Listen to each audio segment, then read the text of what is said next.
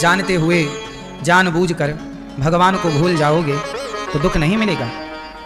इसलिए भगवान को ना भुलाओ। अब आप कहो कि क्या करें कि भगवान सदा याद रहें। भगवान को सदा याद रखने का उपाय क्या है? अच्छा ये बताओ, सूर्य भगवान को जल चढ़ाते हो कि नहीं? आप लोग चढ़ाते हो? क्यों चढ़ाते हो? सूर्य भगवान को जल क्यों चढ़ाना चाहिए? क्यों चढ़ाया जाता है? बताओ आप, सूर्य भगवान को जल आप क्यों चढ़ाते हो? चढ़ाते हो कि नहीं? क्यों चढ़ाते हो? आप बताओ, आप जल चढ़ाते सूर्य भगवान को? क्यों है? विटामिन डी मिलता है इसलिए। आप क्यों चढ़ाते हैं? जल चढ़ाते हैं क्यों? आज हम आपको यह बताने जा रहे हैं कि हर समय भगवान को कैसे याद रखा जाए। मैं इस विधि की ओर जा रहा हूं, बहुत महत्वपूर्ण है। आज की हर बात समझने का प्रयास करिएगा। हर क्षण भगवान को कैसे याद रखा जा सकता है, मैं उसका एक तरीका बताऊंगा आज आपको। सूर्य भगवान को जल सब चढ़ाते हैं, सब मतलब बहुत लोग नहीं भी चढ़ाते। सूर्य भगवान को जल फिर भी बहुत लोग चढ़ाते हैं। चढ़ाते तो हैं पर उन्हें पता नहीं होता बेचारों को कि हम जल क्यों चढ़ा रहे हैं। मंदिर बहुत लोग जाते हैं, उन्हें ये नहीं पता होता कि मंदिर हम जा क्यों रहे हैं, क्यों जा रहे हैं मंदिर। पूजा सब करते हैं भगवान की, पर उन्हें ये नहीं पता कि हम पूजा कर क्यों रहे हैं। यदि ये पता चल जाए तो कुछ और परिवर्तन हो सकता है। आज वही आपको हम बताएंगे। सूर्य भगवान को जल क्यों चढ़ाते हैं? क्योंकि सूर्य भगवान हमें सब कुछ देते हैं। प्रकाश देते हैं, विटामिन डी देते हैं, किसानों की फसलों को शक्ति से परिपूर्ण वही करते हैं, हमें प्रकाश दे रहे हैं, ऊर्जा दे रहे हैं, सब कुछ वहीं से मिल रहा है। और हम क्या दे रहे हैं? कुछ भी नहीं। तो सूर्य भगवान से हम कहते हैं कि हे सूर्य भगवान, आप हमें सब कुछ देते हैं, आप हमें इतना कुछ देते हैं, हम कम से कम लोटा भर पानी देकर आपका धन्यवाद तो करें। तो ये ईश्वर का थैंक यू है कि हे ईश्वर, आपने जो हमें दिया, हम क्या दे सकते हैं? कम से कम एक लोटा जल, श्रद्धा से कि प्रभु ये आपका धन्यवाद, आपने हमें सब कुछ दिया, उसके लिए धन्यवाद। ये धन्यवाद ज्ञापित करने के लिए एक लोटा जल। मंदिर क्यों जाते हैं? ईश्वर का धन्यवाद करने। हे ईश्वर, आपने हमें सब कुछ दिया। अभी हमने थोड़ी देर पहले बताया ना कि किसी ने आपको हार दिया, तो याद है कि इसने हार पहनाया है, परंतु भगवान ने तो सब कुछ दिया है। जब हार कोई देता है आपको, कोई वस्तु आप देता है आपको, तो आप क्या कहते हैं? थैंक यू भैया, बहुत बहुत धन्यवाद आपका। ईश्वर को थैंक यू कब बोला? ईश्वर को थैंक यू बोलने वाले बहुत कम हैं। सब लोग ईश्वर से केवल शिकायत करते हैं, हे भगवान तुमने हमें ये नहीं दिया, हे ईश्वर आपने हमें ये नहीं दिया। काश हम लोग शिकायत की जगह ईश्वर का धन्यवाद देने जाते। किसी को बेटा नहीं हो रहा है, माना कि, तो वो सारी जिंदगी ईश्वर को क्या करती है? शिकायत कि तुमने हमें बेटा नहीं दिया, तुमने हमें बेटी नहीं दी, तुमने हमें पैसा नहीं दिया। शिकायत सब लोग करते हैं ईश्वर से, पर जो नहीं मिला उसकी शिकायत तो है, जो मिला है क्या उसका धन्यवाद है? बोलो। जो मिला है ईश्वर की तरफ से, उसका धन्यवाद करने वाले लोग कम हैं। जो नहीं मिला उसकी शिकायत करने वाले लोगों की संख्या ज्यादा है।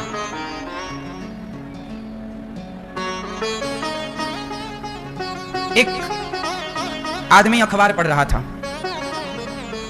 देखो, आप शिकायतें करते हो, उस शिकायतों के ऊपर मैं एक छोटी सी बात आपको सुनाऊं, सुनिएगा। एक आदमी अखबार पढ़ रहा था कि उस अखबार में उसने पढ़ा, उसके मरने की फोटो छपी थी अखबार में। अरे भाई, मैं तो अखबार पढ़ रहा हूं और मेरी फोटो छपी कि मैं मर गया। ऊपर लिखा था बड़ी लाइन में कि भाई फलाने मर गए। उसने कहा भाई आज तो 1 अप्रैल भी नहीं है, ये मजाक किसने किया? अखबार पढ़ने वाला व्यक्ति देख रहा है कि उसी की फोटो छपी है, लिखा है कि मर गए। उसको लगा ये मजाक किसी ने आज मेरे साथ किया। लेकिन थोड़ी देर बाद उन्होंने सुना कि बाहर बहुत शोर हो रहा है, तो वो बाहर गए तो वहां उसके परिवार के लोग रो रहे थे। उसकी पत्नी, उसके बेटा, उसके माता, उसके पिता, परिवार, दोस्त, समाज, रिश्तेदार इकट्ठे थे, जोर जोर से रो रहे थे। उसने देखा भाई रो क्यों रहे हो? भीड़ में जब वो घुसा तो वहां एक मरा हुआ आदमी पड़ा था। उसने कहा ये कौन मर गया भाई? पास में जाकर देखा ध्यान से, कौन है? देखा तो वो उसी की लाश थी। उसी की बॉडी थी, मतलब अखबार में जो पढ़ रहा था वो सही पढ़ रहा था। परंतु मैं तो ये खड़ा हूं, मेरा शरीर यहां पड़ा है, ये क्या है? अब वो अपनी पत्नी के पास, अरे सुन काहे होती है, देख मैं तो ये हूं। वो पत्नी को पकड़ रहा है, पर पत्नी पकड़ में नहीं आ रही है। वो पत्नी से कुछ कहना चाह रहा है पर कह नहीं पा रहा है, पत्नी सुन ही नहीं रही, रो रही है, बस रो रही है। बेटे के पास गया, गोद में उठाना चाहा पर बेटा उठा ही नहीं। पिता के पास गया, पिता को देखा रोता हुआ, चुप करा रहा है, आंसू पहुंच रहा पर कुछ पूछ ही नहीं रहा है। अब वो समझ गया कि मैं सचमुच मर गया हूं। अब जो मैं खड़ा हूं वह केवल मेरी आत्मा है, मेरा सूक्ष्म शरीर है। अखबार में जो आया था वो गलत नहीं था, मैं मर चुका हूं। लेकिन मैं तो मर गया, क्या मैंने मरने के पहले अपनी पत्नी को, अपने पिता को, अपने पुत्र को मैंने वह दिया क्या जो मुझे देना था? जब तक प्राण थे, मैं जिंदा था, मैं अपनी पत्नी से शिकायत करता रहा, लड़ता रहा, उसे अपमानित करता रहा, माँ की कभी सेवा ना की, बाप से सीधे मुंह बातें ना की। अब तो मैं मर गया। अब वो रो रहा है जोर जोर से, पर उसका रोना कोई नहीं सुन रहा है, उसका रोना कोई नहीं सुनता।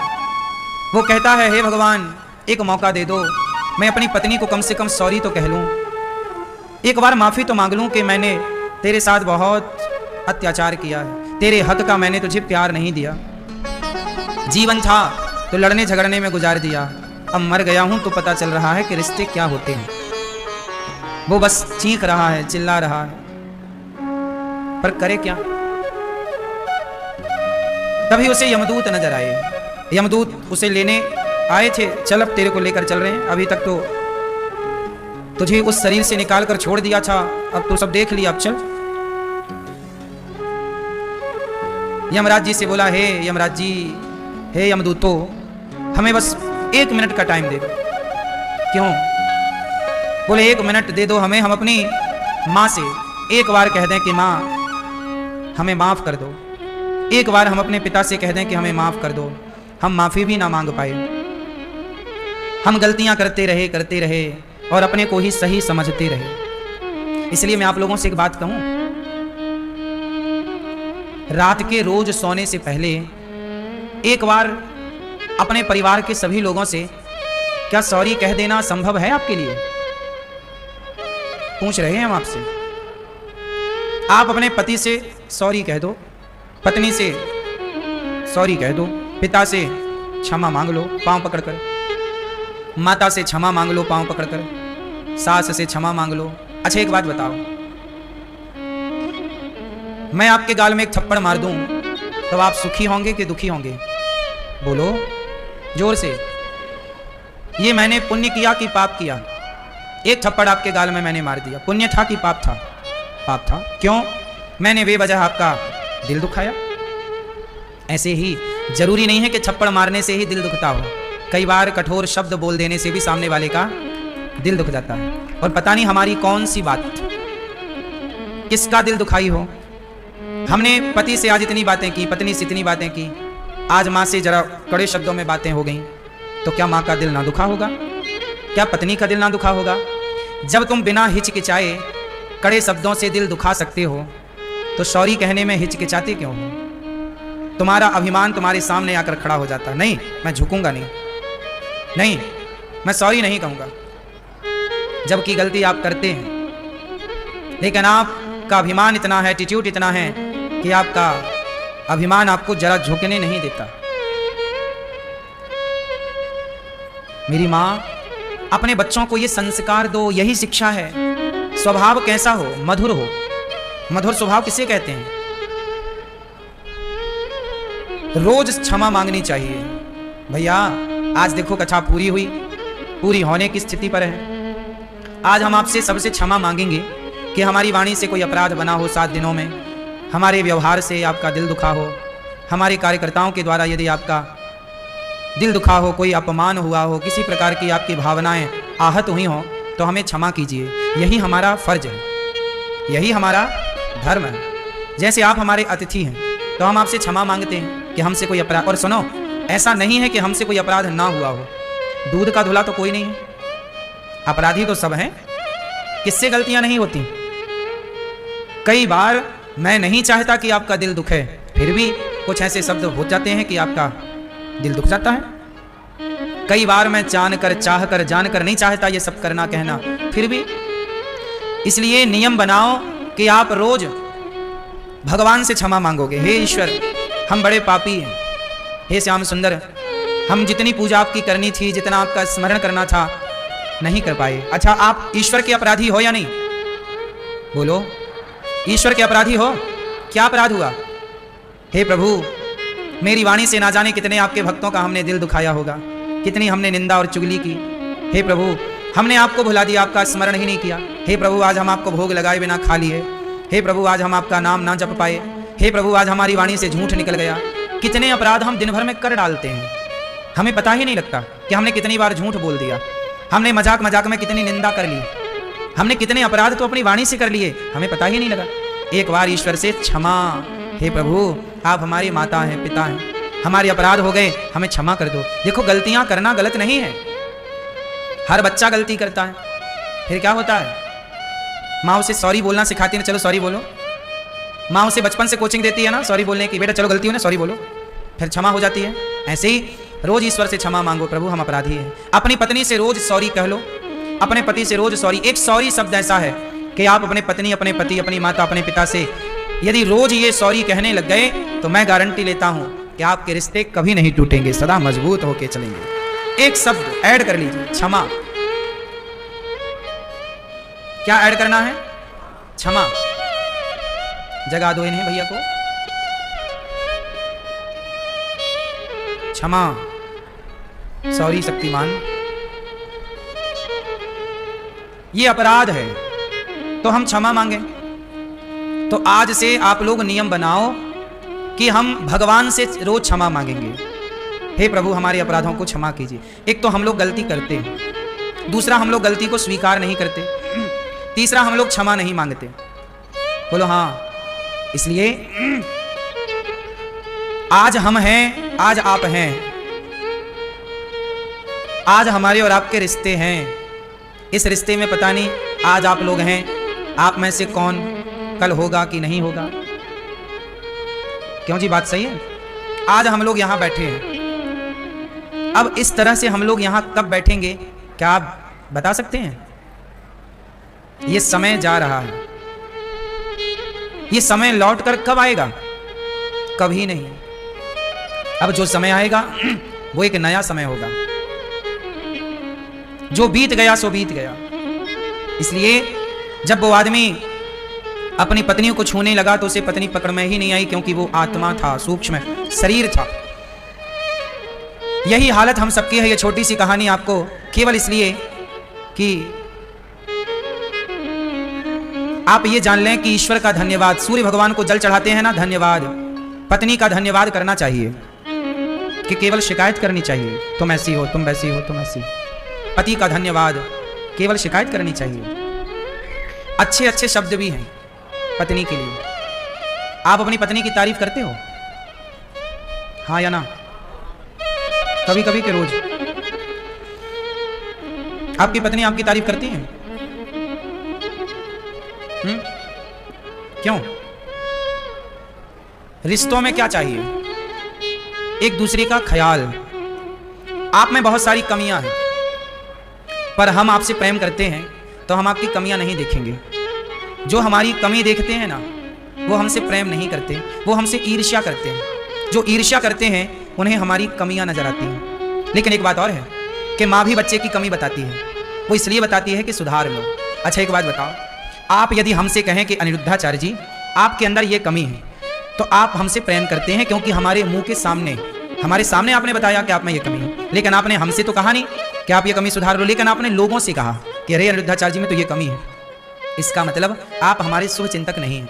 आप हमारे शुभ चिंतक तब हैं जब हमारी कमी हमारे सामने कहें, हमारे मुंह पे कहें। जैसे माँ मुंह पे कहती है बेटे को, बेटा ये तेरी कमी है, बेटी को मारती है, डांटती है, पीठ पीछे माँ थोड़ी जाके पड़ोसन को बताती है कि मेरी बेटी में ये कमी है, माँ थोड़ी जाके पड़ोसन को बताती है कि मेरे बेटे में ये कमी है, सामने बोलती है। इसलिए जो सामने बोले तुम्हारी कमी वो तुम्हारा शुभ चिंतक है, और जो तुम्हारे पीठ पीछे बताए वो तुम्हारा शत्रु, वो तुम्हारा निंदक है। पर हमारे यहाँ ये भी कहते हैं, निंदक नियरे राखिए, आंगन कुटी छवाए, बिन साबुन पानी बिन निर्मल करत स्वभाव। लेकिन आप बस इतनी सी बात समझो कि आप रिश्तों को जानो। देखो कमियां सब में होती हैं। अब देखना क्या है हमें, आप लोग 7 दिन के लिए आए यहाँ पर, यदि हम आपकी कमियां देखने बैठते तो हमें क्या मिलता, हम क्या पाते, हमारा फायदा क्या होता? आप हमारी कमियां देखने बैठो तो आपका क्या फायदा है? मिले हैं हम 7 दिनों के लिए, तो इन 7 दिनों में हम एक दूसरे के साथ अच्छे से रहें, एक दूसरे का ख्याल रखें, एक दूसरे के काम आए। क्योंकि कमियां किस में नहीं है? उसका नाम बता दो जिसमें कमियां ना हो, बताओ नाम। इसलिए कभी ये नहीं कहना चाहिए कि तुम बुरे हो। माना कि कोई बुरा है, हम क्यों कहें कि ये बुरा है? वो बुरा है, हम समझाएं कि भैया आपकी ये कमी है, आप सुधारना चाहें तो सुधार लो। हमारा फर्ज है आपका मार्गदर्शन करना, उस मार्ग पर चलना ना चलना आपकी मर्जी। हम ये नहीं कहते कि आप बुरे हैं, नहीं। इस संसार में कभी बुराई देखनी है तो बताओ आप लोग, किसकी बुराई देखनी चाहिए? किसकी? आप बताओ। कभी बुराई देखनी है तो स्वयं की देखो, अपनी। क्योंकि इस संसार का सबसे बुरा व्यक्ति कौन? हम। खुद की बुराई देखो। और अच्छाई देखनी है तो केवल भगवान की और भगवान के भक्तों की। अच्छाई भक्तों की और भगवान की, और बुराई स्वयं की। लेकिन आज का व्यक्ति बुराई दूसरों की देखता है, अच्छाई अपनी बताता है, इसलिए व्यक्ति खाली का खाली रह जाता है। जो व्यक्ति अपनी कमियां ढूंढ लेता है वही तो सुधार पाएगा। इसलिए दास अनिरुद्ध कभी नहीं कहता कि कोई बुरा है। हम सदा ये मानते हैं कि हम बुरे हैं और हम अपनी कमियों को ठीक करते हैं, हम अपने को बेहतर बनाना चाहते हैं। हम आपको सही मार्ग दिखा सकते हैं, आपको भी बेहतर बनाने के प्रयास में हम लगे हैं। पर हम कभी किसी की कमी नहीं देखते, हमें दिखती ही नहीं। हम क्यों देखें? हमें नहीं देखना। हम देख के क्या पाएंगे? यदि हम आपकी कमियां देखने लग गए तो वो कमी आप में नहीं है, वो कमी हम में ही है कि हमें कमी ही क्यों नजर आई, आपकी खूबियां नजर क्यों नहीं आई? आप में 2 चीज होती हैं, कोई ना कोई खूबी है और कोई ना कोई कमी है। अब ये मुझ पर निर्भर करता है कि मैं देखना क्या चाहता हूं, आपकी खूबियां या आपकी कमियां। इसलिए अपने रिश्तों में कमियां ना ढूंढो कि पत्नी में ये कमी है, पति में ये कमी है। अपने रिश्तों में खूबियां देखो।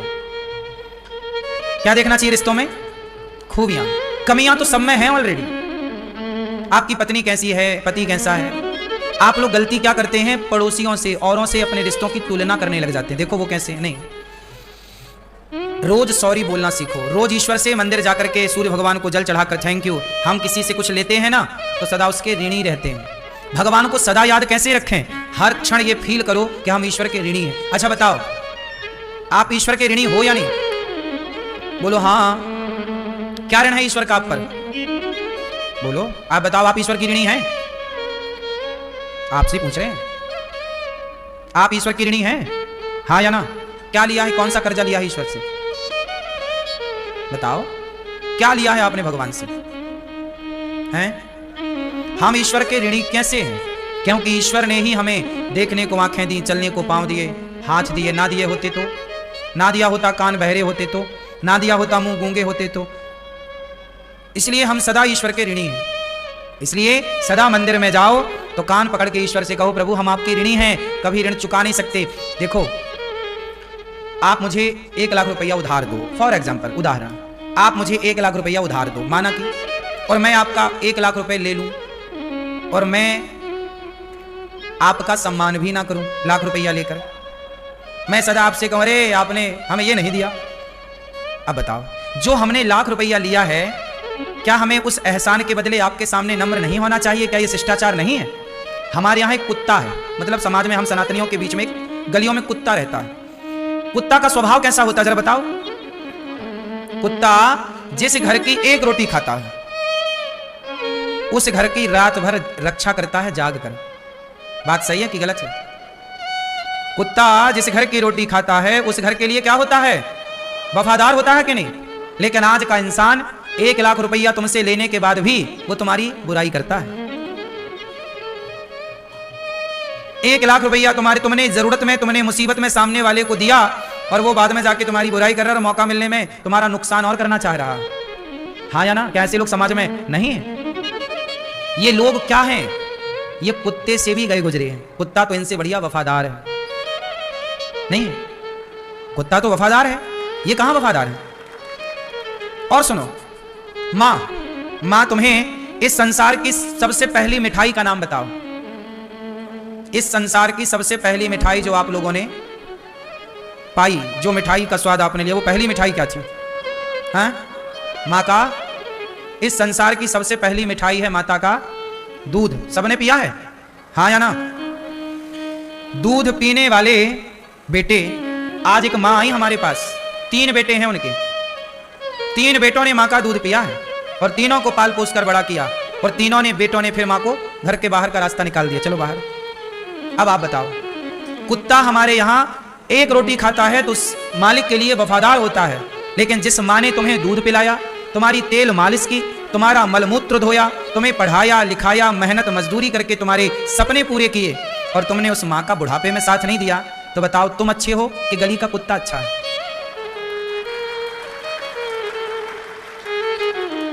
आज का इंसान कहां रहा साहब? ये जानवर से भी बदतर है, ये जानवर से भी बदतर है। बना बड़ा इंसान है जी, हम बड़े पढ़े लिखे, पर है बदतर। इसलिए मैं आप लोगों से कहता हूं कि जमाना कितना भी बदतर हो जाए, आप लोग मत बनिएगा जमाने की तरह, क्योंकि ये धरती यदि टिकी है ना तो 99 बेईमानों के बल पर नहीं, आप जैसे अच्छे सच्चे एक व्यक्ति के बल पर यह धरती टिकी है। एक व्यक्ति मतलब 1%। इस धरती पे जो 1% अच्छे लोग हैं, आज भी बहुत झूठ बोलने वाले हैं, आज लोग झूठ बहुत बोलते हैं, लेकिन आज भी बहुत लोग हैं जो सच बोलते हैं, हाँ या ना? आज भी बहुत लोग हैं जो सच बोलते हैं। अब बताओ, ये धरती उन 99 झूठे लोगों पर टिकी है या एक सच्चे पर टिकी है? तो आप उन 99 में आते हैं कि एक में आते हैं? आप लोग अपने आप से पूछिएगा, हमें मत बताइए, आप किस पे आते हैं? ये धरती टिकी है ना आज भी, कोई देखे ना देखे, कोई तो देख ही रहा है। इसलिए मेरी माँ, भगवान को हर समय याद करिए, हर समय याद मतलब हर समय ईश्वर का धन्यवाद, प्रभु आपने आंखें दी, जीवन दिया, इसके लिए धन्यवाद। सूर्य भगवान को जल इसलिए चढ़ाते हैं कि प्रभु आपने हमें सब दिया, इसलिए थैंक यू। इसलिए पत्नी को भी हम आपसे एक बात कह रहे हैं, रात को सबको सोने के पहले एक बार सॉरी बोल लिया करो, माँ सॉरी। गौरी गोपाल वृद्धाश्रम में 290 से ज्यादा माताएं हैं। आज यदि इनके बेटे आ जाएं और कान पकड़कर सॉरी कह दें तो क्या माँ माफ नहीं कर देगी? बोलो, दिन भर में कितने शब्द ना बोलते होंगे, पर अपनी माँ से एक शब्द ना कह पाए, माँ सॉरी क्षमा कर दो। इतनी सी बात पूरी जिंदगी में व्यक्ति नहीं कह पाता। रिश्ते तोड़ देता है पर झुकता नहीं। पिक्चर और देख ली, झुकेगा नहीं साला। पहले नहीं झुकता था और पुष्पा और नहीं झुकेगा। तो आजकल की मूवी यही तो सिखा रही है कि झुकना मत। मुझे बताओ कि आज ये जो वृद्ध माताएं रहती हैं, इनके बेटे आज आ जाएं और माँ के चरणों में, माँ के पाँव में गिरना अच्छा है कि बुरा है? हाँ, गिर जाएं और क्षमा मांग लें हाथ जोड़ के, तो क्या माँ माफ नहीं कर देगी? जब तुम्हारी माँ तुमसे विमुख हो गई, जब तुम्हारी माँ ही तुमसे रूठ गई, तो क्या भगवान को तुम मना पाओगे? बोलो। आज का व्यक्ति ना बड़ा गरीब है, उसके पास शब्द की बड़ी कमी है, पैसे बड़े हैं, बंगला बड़ा है, पर मां से एक लाइन नहीं बोल पाया, क्षमा कर दो। अभिमान बड़ा आड़े आता है, अभिमान में रिश्ते टूट जाते हैं। बाल्टी कुएं में उतरती है तो झुकती है कि नहीं? बोलो। कभी पानी भरा बाल्टी में कुएं से? कुएं में पानी बाल्टी डालोगे तो जाके झुक जाएगी, झुकेगी तो भर जाएगी। अब बाल्टी खड़ी रहे, नहीं झुकूंगी तो कभी भरेगी पानी से? ऐसे ही झुकेगा तो गुणों से, संस्कारों से भरेगा। इसलिए ईश्वर के आगे झुको, परिवार में बड़ों के, माता पिता बड़ों के आगे झुको। ये झुकने वाला ही ना गुणों से भरता है, झुकते ही नहीं तो भरेगा कहां से? जीवन का भरोसा नहीं कि हम आज हैं तो कल भी रहेंगे ना। इसलिए जिंदगी आज ऐसी जी लो कि आज पूरी जी लो। कल के लिए मिलेगी तो कल भी जिएंगे, पर आज पूरी जी लो। कल मिले ना मिले, कल हो ना हो, ऐसे जीना चाहिए बिंदास। प्रेम गोपियां भगवान से करती हैं। आप लोग भगवान की क्या करते हो? पूजा कि प्रेम? अच्छा बताओ, पूजा और प्रेम दोनों को तराजू में रखा जाए तो किसका पलड़ा भारी होगा, पूजा का कि प्रेम का? क्या बड़ा है? प्रेम। पूजा बड़ी है, लेकिन आज दुनिया क्या कर रही है? पूजा किसकी? भगवान की। आप लोग भगवान की पूजा करते हैं, पूजा जरूरी नहीं। आज लोग फूल चढ़ाते हैं, उन्हें लगता पूजा हो रही है। मिठाई चढ़ा रहे हैं, उन्हें लगता पूजा हो रही है। नारियल चढ़ाते हैं, पैसा चढ़ा दिया, उन्हें लगा हो गई पूजा। नहीं, पैसे की जरूरत भगवान को बिल्कुल नहीं है। भगवान की तो पत्नी ही लक्ष्मी है। पांव दबा रही हैं लक्ष्मी, उन्हें पैसे तुम क्या दोगे, कितने दोगे? गन्ना में मिठास तुम भरते हो कि भगवान? उसी गन्ने से फिर चीनी बनती है, उसी से मिठाइयां बनती हैं। तो मिठास तो ऑलरेडी ईश्वर ने प्रदान की है, तुम उन्हें क्या मीठा खिलाओगे? इसलिए भगवान से प्रेम करना सीखो। गोपियां भगवान से क्या करती हैं? प्रेम। भरत जी ने राम की पूजा की कि राम से प्रेम किया? राम और भरत की पूजा याद की जाती है कि राम और भरत का प्रेम याद किया जाता है? आप लोग भगवान से क्या करते हो? प्रेम करते हो तो मैं प्रणाम करूं। जरा बताओ, प्रेम करते हो तो बताओ प्रेम की परिभाषा क्या है? बताओ प्रेम किसे कहते हैं? लाल मैया,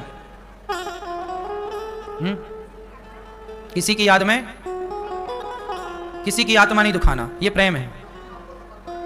अपने आप को समर्पण करना, ये प्रेम है। हाँ, हर पल याद करना। सबकी अपनी अपनी परिभाषाएं हैं। क्या प्रेम की परिभाषाएं इतनी सारी हैं? हो सकती हैं, क्या बुराई है? एक प्रश्न के बहुत सारे उत्तर हो सकते हैं, इसमें कोई आश्चर्य नहीं है। परंतु परफेक्ट जो परिभाषा है वो क्या है प्रेम की? चलो बताओ, यदि मैं आपसे प्रेम की परिभाषा तो मैंने पूछ ली और आपने बताई अपने अपने तरीके से, अब मैं प्रेम का उदाहरण पूछता हूं। एग्जाम्पल बताओ, प्रेम का उदाहरण यदि देना हो कि ये है प्रेम का उदाहरण, तो एक उदाहरण आप जरा मुझे बताने की कृपा करो। हाँ है? हाँ, जो गोपियों ने कृष्ण से किया ये प्रेम है, ये एक उदाहरण, ठीक है। लेकिन ये है जो माता ने किया यशोदा ने, वो प्रेम है। लेकिन ये बात भक्त और भगवान की है, बात ठीक है। क्या आप संसार के किसी व्यवहार से, संसार के किसी प्राणी से, किसी जीव से क्या उदाहरण दे सकते हैं? ये तो ईश्वर का है। गोपी और प्रेम, कृष्ण का प्रेम है, इसमें कोई किंतु परंतु नहीं। भरत जी का प्रेम है, कोई जैसे वृद्धमाव से प्रेम, ठीक है। और कुछ? प्रेम किसे कहते हैं? कंप्लेंट नहीं करना। क्यों कंप्लेंट करने पड़ोसन को जाएं? हैं? नहीं, आप अभी उदाहरण तक पहुंचे नहीं, हम पहुंचाएंगे लेकिन आपको। प्रेम किसे कहते हैं? नहीं, अब सुनो, प्रेम किसे कहते हैं ये बात जाकर मछली से पूछो, उस मछली से जो पानी से बाहर है। प्रेम पानी से है मछली का। जैसे वो पानी में मछली है तो बड़ी खुश, और जैसे ही बाहर आई पानी के लिए छटपटाती है। उस मछली से कहो, है मछली, तुझे मैं जो चाहे ले ले, बस पानी मत ले, बाकी सब ले। चाहेगी? क्यों? वो बेचारी मर जाती है। प्रेम क्या है? प्रेम वो है जिसके बिना जिंदगी ना हो, जीवन की कोई कल्पना ना हो। पानी के बिना मछली की कोई कल्पना नहीं, मर जाती है बेचारी। ये प्रेम है। समर्पण देखिए कि रहूंगी तो पानी में ही रहूंगी, जीऊंगी तो पानी में जीऊंगी, वरना मर जाऊंगी। विकल्प नहीं है। अच्छा, पानी में सांप भी रहता है, कछुआ भी रहता है, मेंढक भी रहता है, लेकिन इन लोगों के पास विकल्प है। ये पानी से बाहर आएंगे ना तो जिंदा रहते हैं। कछुआ जिंदा है, सांप जिंदा है, मेंढक जिंदा है, पानी में भी जिंदा है और पानी के बाहर भी जिंदा है। विकल्प है। पर मछली के पास विकल्प? ये प्रेम है। जिया ना जाए, हाँ तेरे बिना भी क्या जीना, ओ कान्हा रे तेरे बिना भी क्या जीना। फूलों में कलियों में, सपनों की गलियों में, तेरे बिना कुछ कहीं ना, तेरे बिना भी क्या जीना, ओ कान्हा रे। गोपियां कह रही हैं तेरे बिना भी क्या। प्रेम। भरत को पता चला कि राम वनवास चले गए। देखो प्रेम किसे कहते हैं। भरत जी को पता चला कि वनवास चले गए, मेरी मां जिम्मेदार है। मां को कभी मां नहीं कहा, और अयोध्या में रुके नहीं, तुरंत चित्रकूट की ओर राम के चरणों में जाकर गिर पड़े। पाही नाच कहीं पाही गुसाई, भूतल पैरों लकुट की। जैसे डंडा सीधा गिरता है, डंडा को छोड़ दीजिए आप, खड़ा खड़ा गिर जाएगा, ऐसे ही भरत जी खड़े खड़े राम के चरणों में धड़ाम से गिर गए। राम के बिना भरत जी की कोई जिंदगी नहीं है, कल्पना है। ये प्रेम है, ये है प्रेम। जहां राम अयोध्या, भरत जी के सामने ऑप्शन था अयोध्या का सिंहासन, दौलत थी साहब, कमी क्या थी? नहीं। 14 साल राम जी वनवास में रहे तो 14 साल भरत जी अयोध्या से दूर नंदीग्राम में रहे। 14 साल भरत जी क्या खाए? राम खाए कंदमूल फल, तो भरत जी क्या खाए? नहीं, भरत जी ने अपने को और दंड दिया, नहीं मेरे राम कंदमूल फल खाते हैं, मेरे कारण राम जी को वनवास हुआ है, मैं ये नहीं खाऊंगा। क्या खाओगे भरत? भागवत जी के 9वें स्कंद में लिखा है, गैया का गौमूत्र, गौमूत्र में जौ पकाते हैं, जौ, जौ समझते हैं? जौ पकाते हैं, और जौ पकाते हैं किसमें? पानी में नहीं, गौमूत्र में, और केवल वो पका हुआ दलिया गौमूत्र में जौ का खाते हैं। क्यों? केवल जिंदा रहने के लिए, स्वाद के लिए नहीं। भरत जी राजा हैं अयोध्या के, माने राजा ही तो बोला है, चाहते तो क्या नहीं खा सकते थे, क्या नहीं सुख सुविधाओं का आनंद ले सकते थे? अयोध्या बहुत बड़ी सत्ता थी, बहुत बड़ा धन धान्य था, पर नहीं, राम के बिना कुछ नहीं। ये प्रेम है। 14 साल बताओ, राम के सिवा किसी को याद किया भरत जी ने? ये प्रेम है। क्या राम के सिवा कुछ और चाहा भरत जी ने? जहां कुछ और चाह ही ना हो। आप लोग जैसे भगवान से, आप में से कितने लोग भगवान से प्रेम करते हैं? हाथ उठाओ। जो भगवान से प्रेम करते हैं वो कृपया दर्शन दें, हाथ उठाकर। करते हो? आज के, चलो आप करते हो, हम आपको प्रणाम करते हैं। पर बहुत लोग कैसे होते हैं, आप भगवान के मंदिर जाते हो और भगवान से, हे भगवान बहू के बेटा हो जाए, हे भगवान ये काम बन जाए, हे भगवान ये हो जाए, हे भगवान ये दे दो, हे भगवान।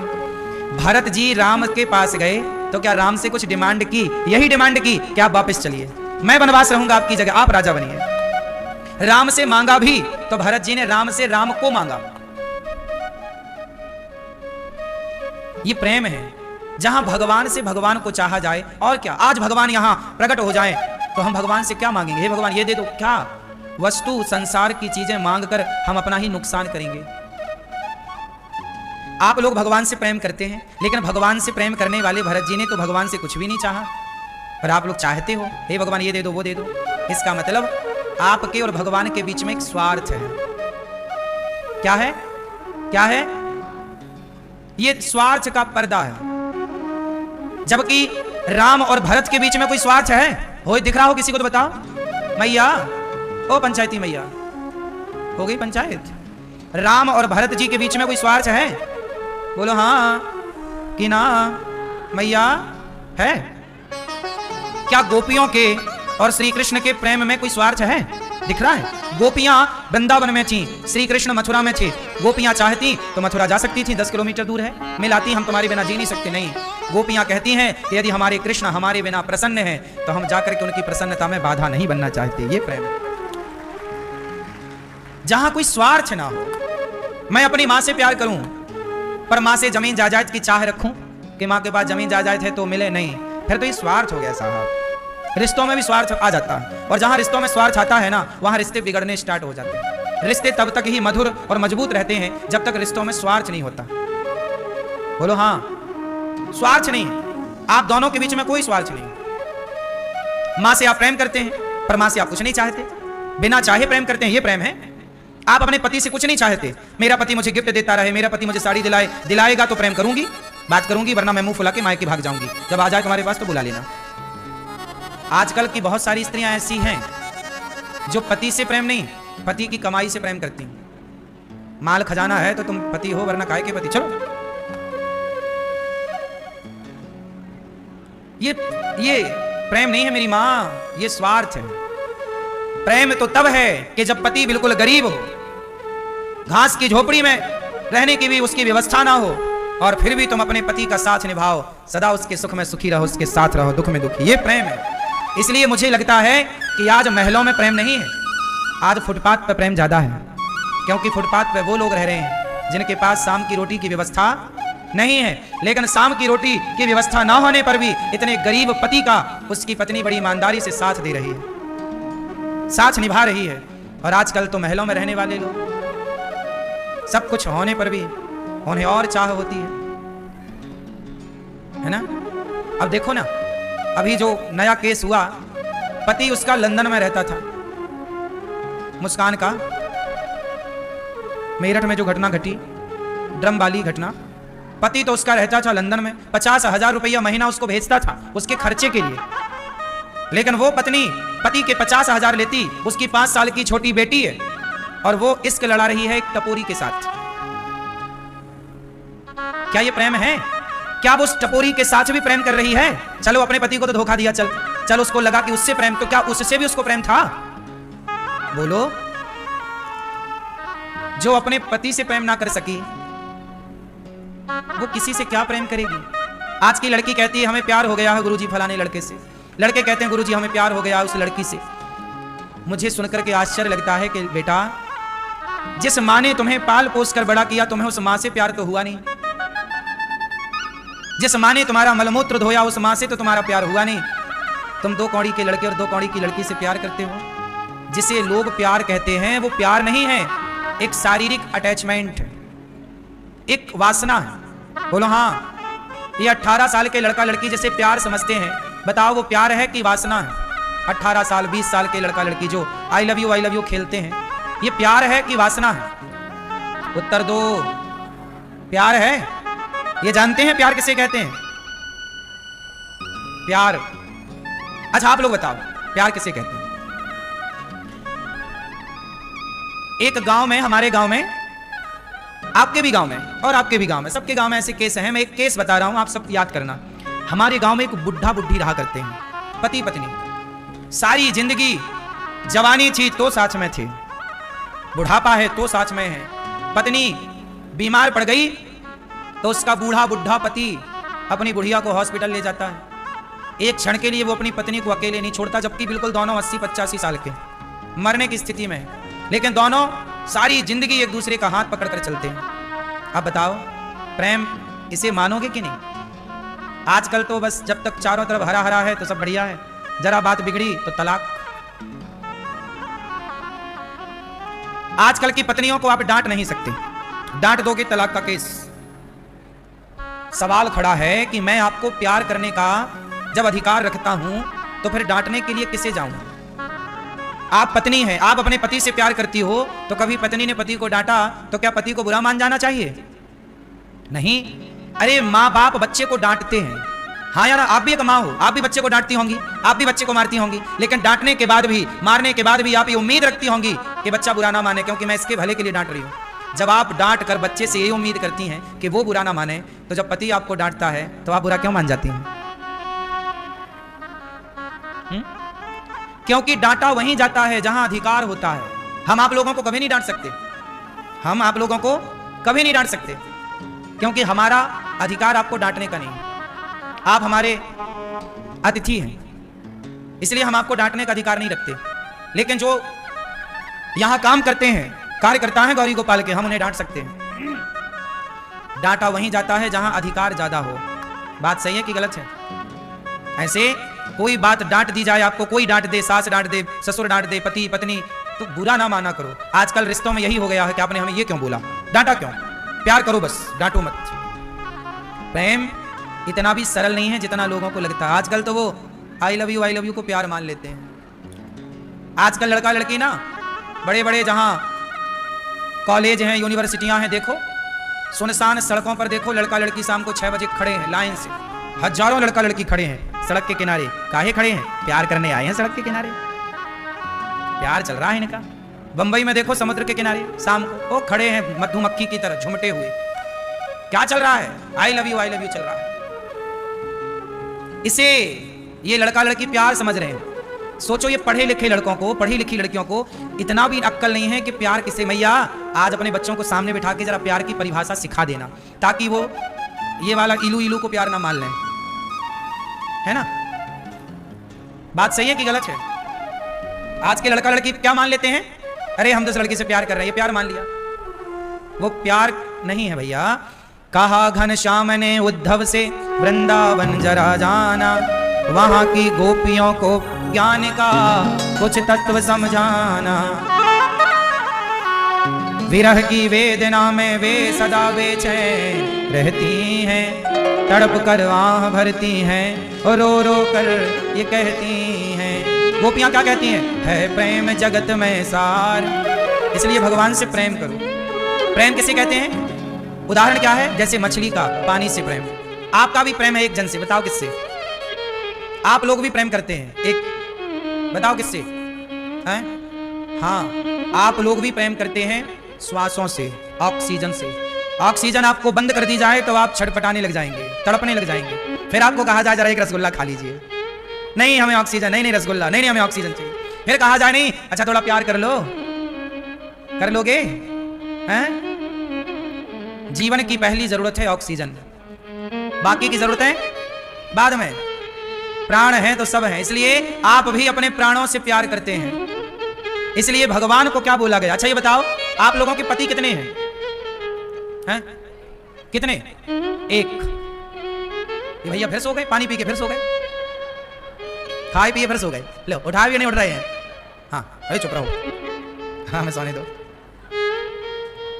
सुनो मैया, कितने पति हैं आपके? हैं? ए झूठी मैया कह रही हो एक पति है। आप लोग एक आरती गाती हो, उसमें कुछ और आप गाती हो। आप गाती हो तुम हो एक अगोचर सबके प्राण पति पति पति। तुम्हारे कितने पति हैं? एक। अभी कहा ना एक, तो फिर दूसरे वाले को कह रही हो तुम हो एक अगोचर सबके प्राण स्वामी सबके प्राण। किस विधि मिला हूँ दया मैं तुमको मैं कुमति। ओम जय जगदीश हरे। अब बताओ, जब तुम्हारे एक पति हैं तो फिर इन्हें क्यों कह रही हो? भगवान को भी पति कह रही हो आप लोग। हाँ ये चक्कर क्या है? जब कह रही हो तो फिर कायम रहो, कुछ भी बोले जा रहे हैं। अब सुनो, शब्दों को गहराई से समझ लो। उसके पहले, पति के पहले क्या है? तुम हो एक अगोचर सबके प्राण। यहीं रुको, प्राण यहीं रुक जाओ, प्राण में। अभी हम क्या बोल रहे थे कि आप अपने प्राणों से बहुत प्यार करते हैं। ऑक्सीजन प्राण ही तो है, प्राण वायु बोलते हैं इसे। कौन सी वायु बोलते हैं? ऑक्सीजन को क्या बोलते हैं? प्राण वायु। ये कौन सी वायु है? हम जो ऑक्सीजन ले रहे हैं, छोड़ रहे हैं, कार्बन डाइऑक्साइड और ऑक्सीजन ले रहे हैं, ये कौन क्या है? प्राण। ये प्राण है। तो भगवान क्या है? प्राण पति। ये जो आप प्राण ले रहे हो, मतलब ऑक्सीजन ले रहे हो, ये ऑक्सीजन के रूप में कौन भीतर बाहर हो रहा है? भगवान ही हवा के रूप में है। पंच तत्वों में हवा है, भगवान ही पति है आपके। कौन से पति? प्राणों के पति। आपके प्राणों के रक्षक भगवान है। और सुनो, यही पति परमात्मा तुम्हारा सदा का पति है, और ये पति सबके प्राणपति है। इसमें क्या आया है? तुम हो एक अगोचर सबके। यहीं रुको, सबके में रुको। सबके मतलब केवल ये नहीं लिखा कि स्त्री के पति, कि पुरुष के पति, नहीं, सबके। सबके मतलब चींटी से लेकर हाथी तक, सबके प्राण। बोलो सबके प्राण, सबके प्राणपति। कौन? सबके पति ऑलरेडी भगवान है। ये जो तुम्हारा वाला है ना ठुनठुनिया, ये तो टेम्परेरी है, परमानेंट तो ईश्वर है। असली पति कौन? भगवान। और ये फोटोकॉपी है, टेम्परेरी। इसलिए टेम्परेरी के साथ रहो, जिंदगी गुजारना ठीक है, बिंदास, पर ज्यादा यहां तालमेल ना बढ़ाओ, ईश्वर से संबंध रखो। क्योंकि ये वाला एक टाइम बाद टाटा बाय बाय कह के चला जाता है। पत्नी चली जाए या पति चला, दो में से एक को जाना ही पड़ेगा। आप सब जानते हैं इस बात को। तो ये परमानेंट नहीं है ना। क्यों? आपका ये वाला पति परमानेंट है, लेकिन ये वाले पति, बोलो हाँ, भगवान परमानेंट। इसलिए जब आपका पति, जब विवाह नहीं हुआ था तब भी आपके प्राणों के पति भगवान थे, बोलो हाँ। और जब आपके पति नहीं होंगे तब भी आपके प्राणों के पति कौन रहेंगे? और जब आप इस शरीर के पहले किसी और शरीर में थे तब भी आपके प्राणों के पति भगवान। तो भगवान से हमारा रिश्ता सनातन है, अनादि है, अनादि है, अनंत है। अनादि समय से ईश्वर से हमारा संबंध। ये आदमी से तो हमारा भी संबंध हुआ, 25 साल बाद शादी हुई और 70, 75, 80 में आदमी तय कर जाता है। नहीं, कितने दिनों का संबंध? कुछ वर्षों का। इसलिए संसार में आप लोग बहुत उलझ जाते, खिचड़ी कर लेते हैं, कचरा कर लेते हैं। मूल संबंध ईश्वर से है हम सबका, मूल नाता हम सबका। इसलिए द्रौपदी जब पुकारी, कोई नहीं आया, पति पति सब गए, कोई नहीं आया। कौन आया? जिन्होंने द्रौपदी की रक्षा की, वही हम सबके रक्षक हैं, वही भगवान है, वही आएंगे। कोई और आए तो नाम बताओ। क्यों मेरी माँ? तो बताओ आपके पति कौन? भैया आपके पति कौन? इसलिए पति को भगवान कहते हैं। इसलिए पति को क्या कहते हैं? भगवान कहते हैं। गोपियां भगवान का संदेशा लेकर जब उद्धव जी आए, मथुरा से आए, चले मथुरा से जब कुछ दूर वृंदावन निकट आया, वहीं से प्रेम ने अपना अनोखा रंग दिखलाया। बिटप झुक कर ये कहते हैं, इधर आओ, इधर आओ, पपीहा कह रहा भी कहाँ, ये भी तो बतलाओ। जब उद्धव जी आए ना ब्रजमंडल में, माँ यशोदा से चर्चा हुई, पूरी रात कृष्ण की बातें करते करते गोपियों की गुजर गई। गोपियां एक पल के लिए और कोई बात ना करती, केवल भगवान की। ये प्रेम है, जहां भगवान के सिवा कोई और चर्चा ना हो। आप लोग जहां बैठती हो ना, वो पड़ोसन की और इसकी और उसकी चालू, भगवान काहे प्रपंच में पढ़ती हो मेरी माँ? जहां बैठो केवल भगवत चर्चा हो, केवल भगवान के बारे में बात करें हम, और किसी के बारे में क्या बात करें? किसी के और बारे में बात करने से क्या होगा? हमारा मन गंदा होगा। आप किसी लड़की के बारे में बात करने लग जाओ, आप किसी पुरुष के बारे में बात करने लग जाओ, तो तुरंत आपका मन विषय भोगों में चला जाएगा। क्योंकि आप जिसके बारे में बात करते हैं, जिसके बारे में सोचते हैं, आपका शरीर वैसे ही रिएक्ट करने लग जाता है, आपका मन उसी तरफ चंचल होता चला जाता है। बोलो हाँ। और जब मन भगवान में लगता है, बातें भगवान की, तो मन में स्थिरता आती है। आज मन चंचल क्यों है? क्योंकि हर जगह जहां आदमी बैठा है, मोबाइल खोला तो संसार की बातें। आप निरमा का ऐड देखोगे तो वहां भी एक लड़की खड़ी है, साबुन का ऐड देखोगे वहां भी एक लड़की खड़ी है। हर जगह लड़कियों को चिपका दिया गया है ताकि लड़कियों से मन हटे ही नहीं। इसलिए छोरा दिन रात लड़कियों के बारे में सोचते हैं, क्योंकि हर जगह उन्हें वही वही दिखती है। कपड़ों की दुकान में जाओ तो लड़कियां खड़ी है, नहीं, हर जगह हर जगह। इसलिए हमारे पुरखों ने हर जगह गली गली मंदिर बनवाए कि बेटा, आज के लोगों ने हर जगह लड़कियों को कम कपड़ों में टांग दिया। हमारे ऋषि मुनियों ने हर गली गली मंदिर बनवाई, जहां जाओ भगवान पे नजर पड़े, भगवान को देखो ताकि तुम्हारा मन शुद्ध रहे, भगवान पे दृष्टि पड़े, भगवान के बारे में सोचो। इसलिए हर जगह मंदिर। व्यक्ति जैसा देखता है वैसा होता चला जाता है। भगवान का संदेशा उद्धव जी लाए, गोपियों से कहा, गोपियों रोती क्यों? गोपियों ने बड़ा उत्तर दिया कि देखो उद्धव, हमसे रोने का अधिकार तो ना छीनो। पूरी रात चर्चा होती रही, सवेरा हो गया, 6 महीने बीत गए। उद्धव जी आए, भगवान ने हृदय में दर्शन कराया, उद्धव जी का अभिमान समाप्त कर दिया गोपियों ने। अच्छा एक बात बताओ, भगवान को पाना है तो क्या मिटाना पड़ेगा? बिहारी जी जाते हो ना, एक पर्दा दिखता है बार बार, क्या ये पर्दा क्या है? जैसे बिहारी जी गए पर्दा, फिर हटा, फिर लग गया, फिर हटा, फिर क्यों? ये पर्दा काहे लगता है?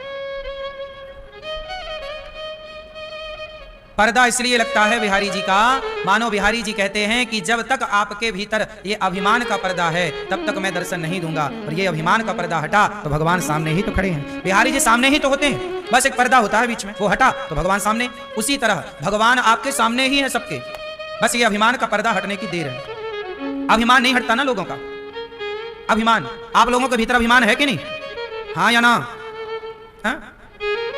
अच्छा बताओ भाई, आप बताओ, आप कितने लोगों का पालन करते हो? परिवार में कितने लोगों का आप लालन पालन करते हो? 5। भाई आप कितने लोगों का हैं? 8 लोगों का। आप बताओ भैया, कितने लोगों का पालन पोषण करती हो? हाँ 4। ये आपके बगल वाली मैया 7, आपके बगल वाले 4। ये भैया फिर सो गए, पीछे वाले चश्मा वाले भैया। बताओ आप कितने लोगों का पालन पोषण करते हैं? एक गुलाबी मैया, ओ मैया गुलाबी, आप कितने लोगों का पालन पोषण करती हो मेरी माँ? हैं? 6 लोगों का। वो चश्मा वाले दादाजी, आप कितने लोगों का पालन? वो चश्मा वाले वो 5। सुनो, आप लोग कह रहे हैं कि हमने इतने लोगों का पालन किया, इतने लोगों का पालन किया, इतने लोगों का पालन पोषण किया, इतने लोगों का पालन पोषण किया। सुनो, सच्चाई कुछ और है। यह भी एक अभिमान है कि आपने अपने को पालनहार मान लिया। यह भी एक अभिमान है कि आपने अपने को क्या मान लिया कि मैं 5 लोगों का पेट भर रहा हूं। जरा सोचो कि आप ये मान लो कि मैं 5 लोगों का पेट भर रही हूं या रहा हूं, तो यदि आप नहीं होंगे तो क्या वो 5 लोग 10 लोग भूखे रह जाएंगे? इसका मतलब ये हुआ मेरी माँ कि सबके पालनहार भगवान है। हम लोगों को ऐसा लगता है कि हम कर रहे हैं, सच्चाई ये है कि हम कर नहीं रहे, भगवान हमसे करवा रहे हैं। पर हमने अपने को कर्ता समझ लिया कि हम कर रहे हैं। यही अभिमान है, यही अभिमान है। यह भी एक अभिमान है कि मैं पालनहार हूं, जबकि पालनहार कौन है? ओ पालनहारे निर्गुण और न्यारे, तुम्हारे बिना हमरा। हाँ, ओ पालनहारे, वो पालनहार है, लेकिन हमने अपने को मान लिया। इसलिए इस अभिमान से भी नीचे उतरो। हाँ, ओ पालनहारे निर्गुण और न्यारे, तुम्हारे बिना हमरा कान नहीं, तुम्हारे बिना हमरा कान नहीं। ओ पालनहारे निर्गुण और न्यारे, ओ पालनहारे निर्गुण और न्यारे, तुम्हारे बिना हमरा कान नहीं, तुम्हारे बिना कान नहीं। सदा ये भाव रहे कि पालनहार हम नहीं। यह भी एक अपराध है। यह भी एक पाप है कि हमने अपने को अभिमानवश पालनहार घोषित कर लिया।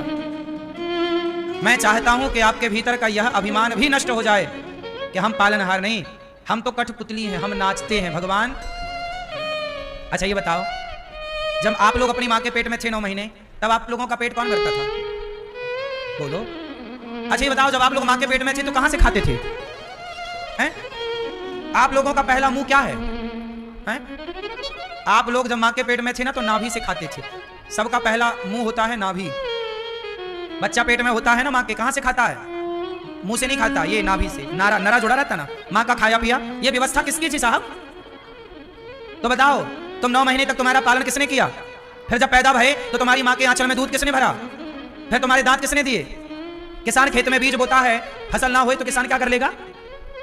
इसका मतलब है कि जिस परमात्मा ने तुम्हें माँ के पेट में मरने नहीं दिया, उस भगवान ने माँ के पेट में तुम्हारा पालन किया, तो भरोसा उसी पे रखना, वो यहां भी तुम्हारा पालन करेगा।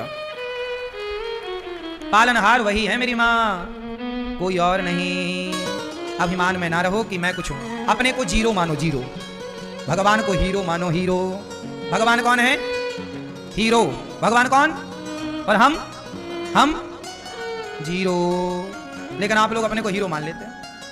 अच्छा एक बात बताओ, हम लोगों की असलियत क्या है? हमारी हैसियत क्या है? हमारी हैसियत क्या है जरा बताओ। संसार में हम बता रहे हैं क्या है। सुनो, एक कुत्ता था,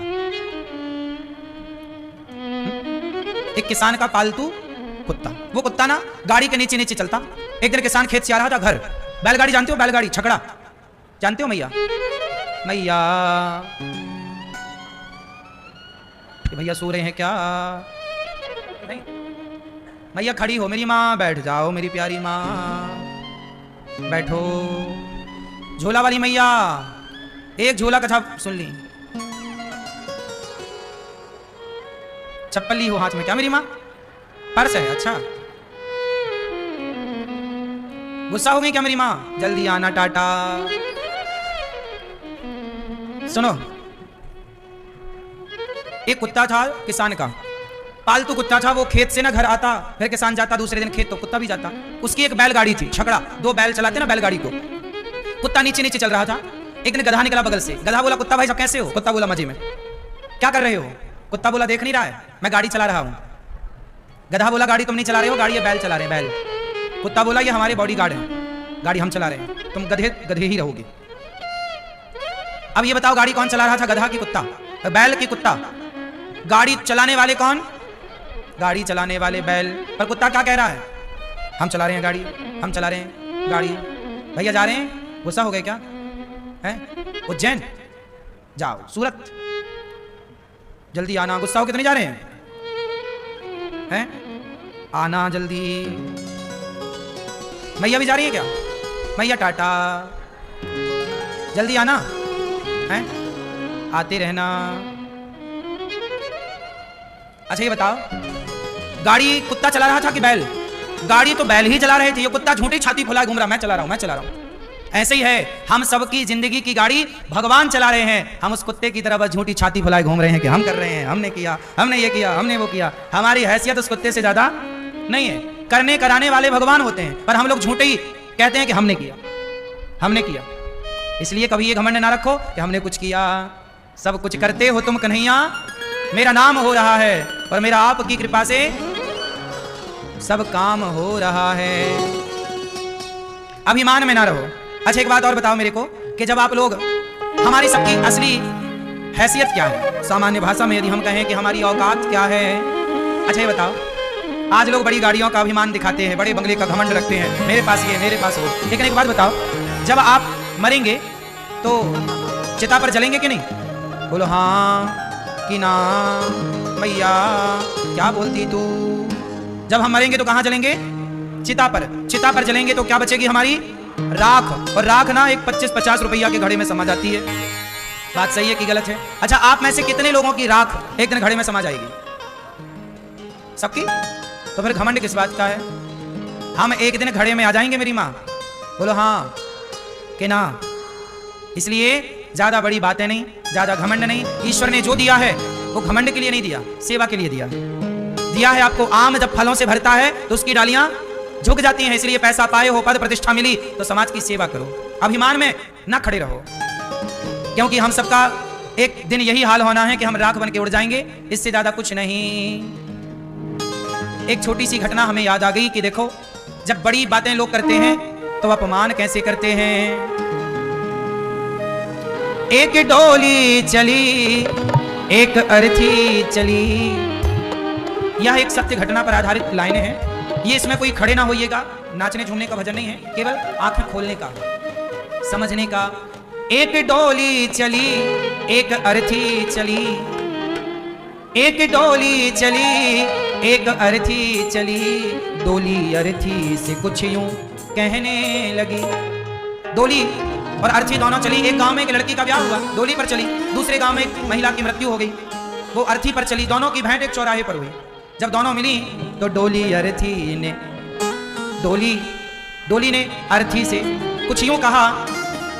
अर्थी बोली, डोली बोली, एक डोली चली, एक अर्थी चली, डोली अर्थी से कुछ यूं कहने लगी। क्या कहा? रास्ता तूने मेरा क्यों ये खोटा किया, सामने से चली जा तू ओ दिल जली।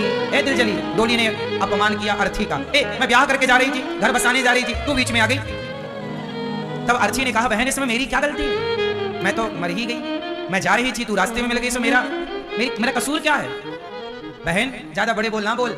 आज यदि तू डोली पर बैठी है ना, तो मैं भी कभी डोली पर बैठकर ही विदा होकर ससुराल गई, लेकिन आज मैं यदि अर्थी पर हूं तो ये याद रखना कि तुझे भी एक दिन इसी अर्थी पर चलना पड़ेगा। क्योंकि आप कितनी भी यात्राएं कर लो, लेकिन अंतिम यात्रा में सबको सम्मिलित होना पड़ेगा। आपकी सारी यात्रा है, लेकिन इन सभी यात्राओं के बाद एक यात्रा और होगी, जिस यात्रा में आपको सम्मिलित होना ही पड़ेगा और लेट कर सम्मिलित होना पड़ेगा। 4 लोग आपको उठा कर ले जा रहे होंगे। उस यात्रा का क्या नाम होता है? अंतिम यात्रा। वह जिंदगी की आखिरी यात्रा है। तब अर्थी ने जवाब दिया डोली को। क्या बात हुई दोनों की, जरा भजन के माध्यम से सुनिएगा। अर्थी बोली, डोली बोली, एक डोली चली, एक अर्थी चली, डोली अर्थी से कुछ यूं कहने लगी। रास्ता तूने मेरा क्यों ये खोटा किया, सामने से चली जा तू ओ दिल जली।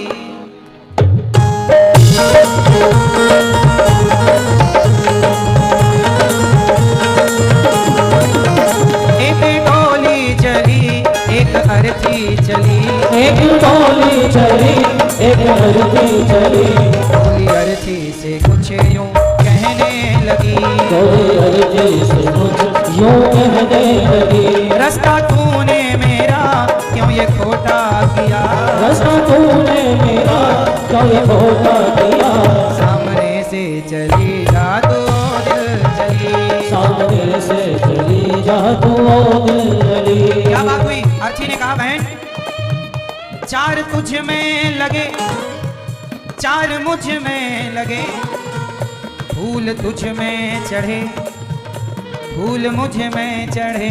4 तुझ में लगे, 4 मुझ में लगे, फूल मुझ में चढ़े, फूल मुझ में चढ़े। अर्थी ने जवाब दिया, बहन 4 कंधों का सहारा तुझे है, तो देख डोली उठाने वाले भी 4 और अर्थी उठाने वाले भी। तेरे गले में भी पुष्पों की माला है, तो मेरे गले में भी पुष्पों की माला। जब पुष्प ने और कंधों ने अंतर नहीं समझा, तो तू कौन होती है अंतर समझने वाली। 4 तुझ में लगे, 4 मुझ में लगे, फूल तुझ में चढ़े, फूल मुझ में चढ़े। 4 तुझ में लगे, 4 मुझ में लगे, फूल मुझ में चढ़े, फूल मुझ में चढ़े। फर्क इतना है तुझ में और मुझ में सखी, फर्क इतना है तुझ में और मुझ में सखी। अर्थी ने कहा, बहन बस इतना ही अंतर है कि तू जहां मैं चली, मैं जहां से चली, तू जहां में चली, मैं जहां से चली। इतने से अंतर में तूने मुझे इतना कठोर शब्द कह दिया। और सुन,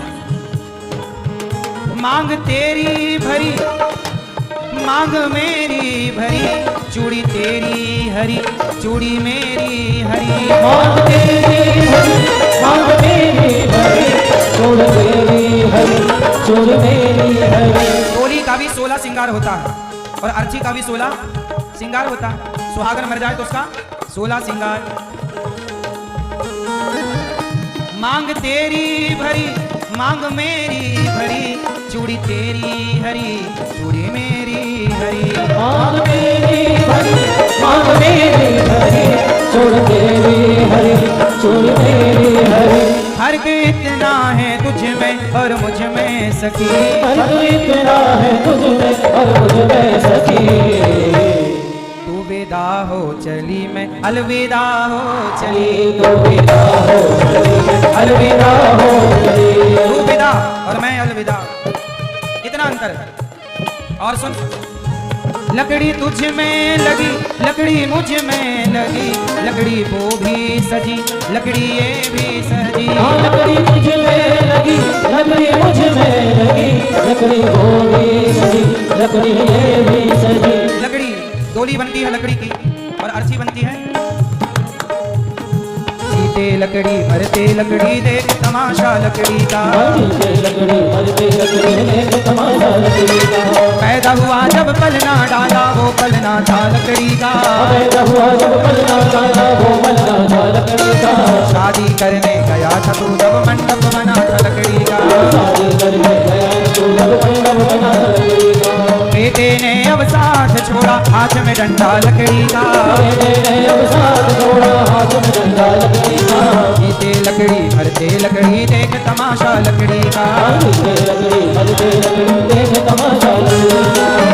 लकड़ी तुझ में लगी लकड़ी मुझ में लगी, लकड़ी वो भी सजी लकड़ी ये भी सजी। हाँ लकड़ी मुझ में लगी लकड़ी मुझ में लगी, लकड़ी वो भी सजी लकड़ी ये भी सजी। फर्क इतना है तुझ में और मुझ में सखी, फर्क इतना है तुझ में और मुझ में सखी। तू लकड़ी से चली मैं लकड़ी में जली, तू लकड़ी से चली मैं लकड़ी में जली। घर बसाने चली मैं घर बसा के चली, तू जहाँ मैं चली मैं जहाँ से चली, तू पिया के चली मैं पिया से चली, तू विदा हो चली मैं अलविदा हो चली।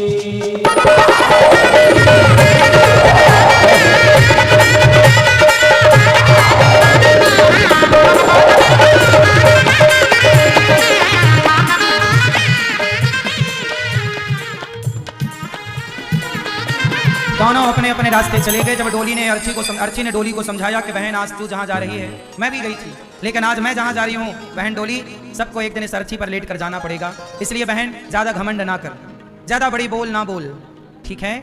आप लोगों से बस ये भजन के द्वारा हाथ जोड़ के यही प्रार्थना है कि इस घमंड में ना रहो कि हम कुछ करते हैं। भगवान का धन्यवाद दो कि प्रभु आप इस शरीर से कुछ करवा रहे हैं, आपने इस योग्य बनाया कि शरीर कुछ काम कर सके। गौरी गोपाल आश्रम में जितनी सेवाएं होती हैं हम करते नहीं हैं, भगवान करा रहे हैं शरीर से, वरना हम बोल भी ना पाए मेरी माँ, भगवान ना दे शक्ति बोलने की तो क्या बोला जाए, एक शब्द नहीं बोला जाए जब कृपा ना हुई तो आदमी एक बोल नहीं बोल सकता। जब पैरालाइसिस हो जाता है ना किसी को तो अपना आप लोग जरा एक उंगली उठाओ अपनी, सब लोग मैया एक उंगली उठाओ, हिलाओ जरा ऐसे ऐसे ऐसे। अब बताओ ये उंगली जो हिल रही है ये किसका बल है? आप कहोगे कि हम हिला रहे हैं, तो जिनका पैरालाइसिस हो जाता है वो कहो उनसे उंगली हिला के दिखाओ, उनसे उंगली हिल रही है।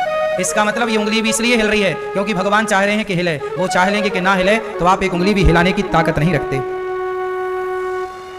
उद्धव जी को भगवान ने हृदय में ब्रजमंडल का दर्शन कराया और भगवान अपनी आगे की लीला करते हैं। भगवान का दूसरा विवाह जाम्बवंत की बेटी जाम्बवती से हुआ, तीसरा विवाह भगवान का सत्यभामा से, चौथा यमुना जी से, पांचवा मित्रविंदा, छठवां सत्या से, सातवां भद्रा से, आठवां लक्ष्मणा से। भौमासुर नाम के दैत्य को मारकर भगवान ने 16,100 कन्याएं जो उसके बंधन में थी उन कन्याओं को मुक्त किया। टोटल विवाह हुए भगवान के कितने? भगवान श्री कृष्ण के कितने ब्याह हुए? 16,108। अब आप लोग प्रश्न कर सकते हैं महाराज जी भगवान को इतने ब्याह करने की क्या जरूरत? तो अभी हमने थोड़ी देर पहले बताया कि आप सब किसकी पत्नियां हैं? तुम हो एक अगोचर सबके प्राण, हम सबके पति भगवान ऑलरेडी हैं। तो भगवान की 16,000 ये जो पत्नियां हैं यह वेद की ऋचाएं हैं, 108 उपनिषद होते हैं। ये सब आप इस दृष्टि से देखो कि ये स्त्रियां हैं, पर नहीं। अच्छा जैसे ये बताओ शंकर जी रास में गोपी बनकर गए, क्या बनकर गए? साड़ी वाड़ी पहन के आए थे ना शंकर जी वृंदावन में रास रचाने। अब बताओ शंकर जी क्या स्त्री हैं? पर स्त्री बने कि नहीं? बोलो हाँ, बोलो हाँ, स्त्री बने। ऐसे ही जैसे शंकर जी भगवान को पाने के लिए स्त्री बनते हैं, ऐसे मीराबाई ने प्रभु को पाने के लिए पत्नी का भाव रखा कि मेरे तो गिरधर गोपाल मेरे पति कृष्ण है, मीरा ने भाव रखा। अब बताओ मीरा जैसी भक्त यदि कृष्ण को पति रूप में चाहती है तो क्या मीरा गलत है? बोलो फिर ऐसे मीरा जैसी तमाम स्त्रियां भगवान को पति रूप में चाहती हैं, तो क्या भगवान उनसे ब्याह करके उनका मनोरथ पूरा ना करें? उनका मनोरथ पूरा करें तो फिर दुनिया वालों को दिक्कत हो रही है कि भैया भगवान इतने ब्याह क्यों कर रहे हैं? अब भगवान से ब्याह करने वाले बहुत हैं, मीरा जैसी कितनी स्त्रियां होंगी जो कृष्ण को पति रूप में चाहती हैं, तो भगवान का धर्म है कि उनके साथ विवाह करें। वही जो जन्म जन्म की भगवान से पति रूप में प्रेम करती थी, उन्हें भगवान ने गोपियां बनाया और सबके साथ विवाह करके भगवान ने सबका मनोरथ पूरा किया। भगवान की हर स्त्री से एक बेटी और 10-10 बेटा पैदा हुआ। जितनी पत्नियां उतने कृष्ण बनकर सबके साथ एक साथ रहा करते भगवान। ये सामर्थ्य किसकी है? ये भगवान की है। ये कौन कर सकता है? तुमसे एक तो संभल नहीं रही है,